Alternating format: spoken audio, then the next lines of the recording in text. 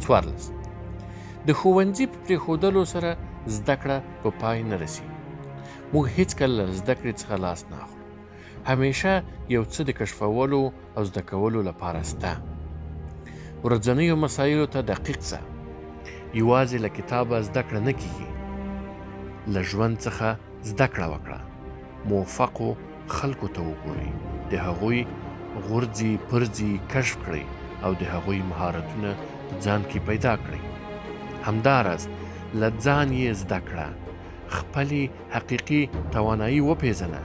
خپلې ټولې تجربې ورسره غبرګې کړه او پر مخ لاړ شه. تجربه هغه سرلیک دی چې هر څوک یې خپلو غلطیو ته عنوانوي. اوسکار وایلډر.